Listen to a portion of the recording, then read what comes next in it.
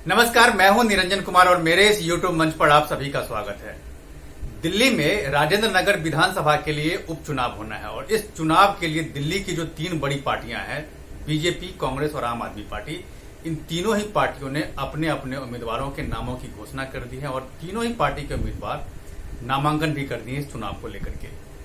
आम आदमी पार्टी ने अपने प्रवक्ता दुर्गेश पाठक को राजेंद्र नगर विधानसभा से उपचुनाव जो होना है वहां पर उम्मीदवार बनाया है, जबकि बीजेपी ने राजेश भाटिया को और कांग्रेस ने प्रेमलता को राजेंद्र नगर विधानसभा से उपचुनाव होना है वहां के लिए उम्मीदवार बनाया है। और तीनों ही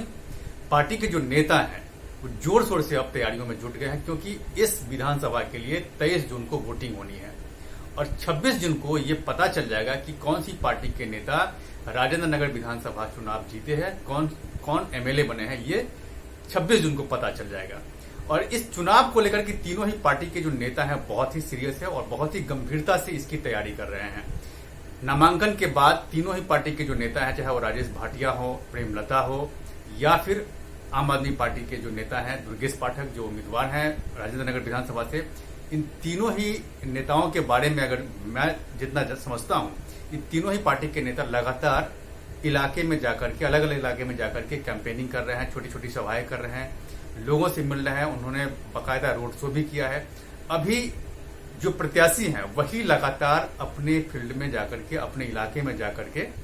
और लोगों से मिल रहे हैं और लोगों से खुद के लिए वोट मांग रहे हैं। लेकिन ये जो विधानसभा है इसके बारे में अगर कहा जाए तो इस विधानसभा में पंजाबी वोट बैंक और पूर्वांचली वोट बैंक ज्यादा है और ऐसा मानना है कि इस विधानसभा में ये दोनों ही समुदाय के लोग, यानी कि पंजाबी और पूर्वांचल के लोग अगर एक मुश्त किसी भी पार्टी को वोट कर दे तो उस पार्टी की जीत सुनिश्चित है। दूसरी बात जो है वो बड़ी अहम है। इस विधानसभा के बारे में इतना कहना चाहूंगा कि ये विधानसभा बहुत लंबे समय से बीजेपी के पास था और बीजेपी के ही नेता इस विधानसभा से लगातार जीतते आ रहे थे। लेकिन पिछले 2 बार की अगर हम बात करें तो पिछले 2 बार से इस विधानसभा सीट पर आम आदमी पार्टी के नेता जीत रहे हैं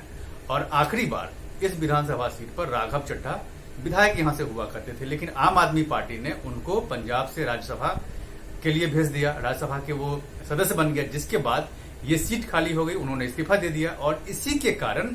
इस सीट पर अब उपचुनाव हो रहा है। और इसीलिए इस उपचुनाव को लेकर के तीनों ही राजनीतिक दल जो हैं वो अपने अपने उम्मीदवार को उतार दिए हैं और 23 जून को यहां पर वोटिंग होनी है। और इस चुनाव को लेकर के तीनों ही राजनीतिक पार्टी बहुत गंभीर है। गंभीर होने के पीछे एक वजह और भी है,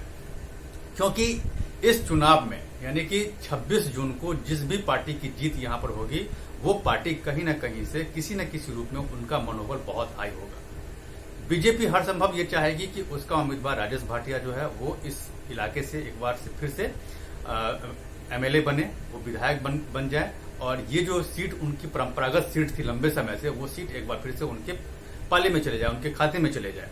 इस पर वो बीजेपी लगातार कोशिश कर रही है, जबकि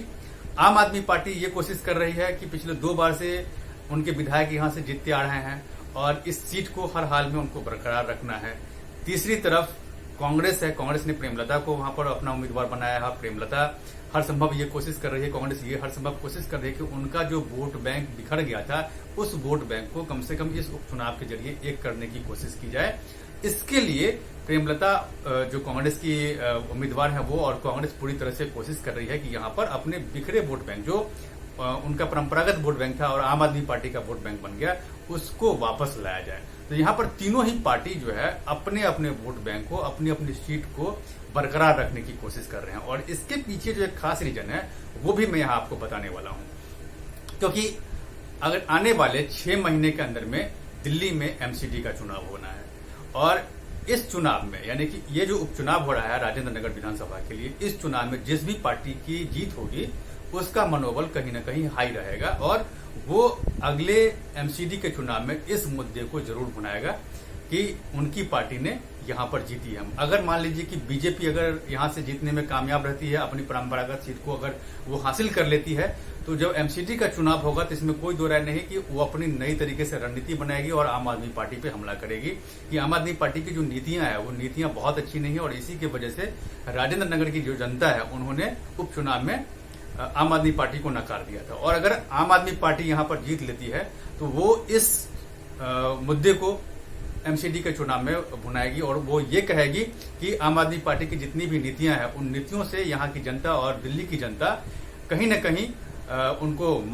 मानती है और इसीलिए उन्होंने उपचुनाव में भी आम आदमी पार्टी को जिताया है। जबकि कांग्रेस के लिए अभी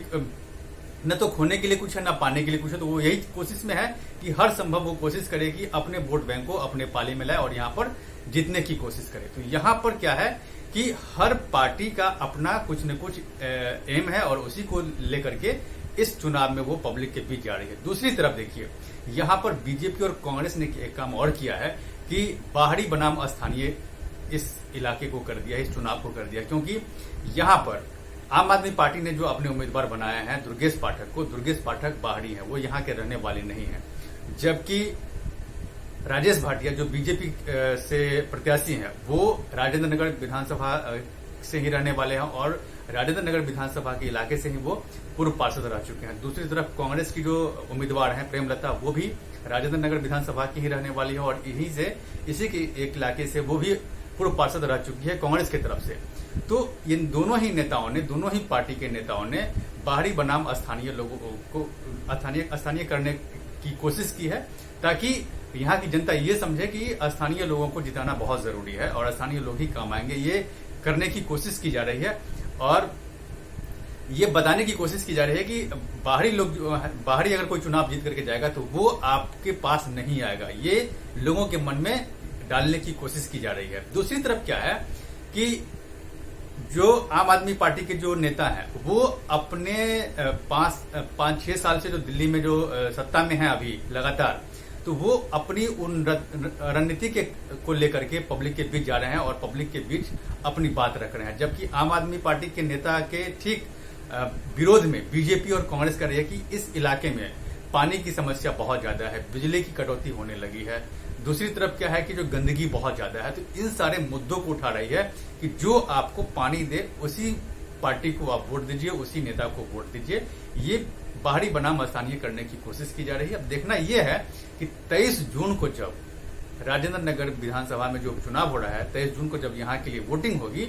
और वोटिंग के बाद 26 जून को जब वोटों की गिनती होगी तो उस दिन पता चल जाएगा कि यहाँ की जनता ने किस नेता को सराखों पे लिया है,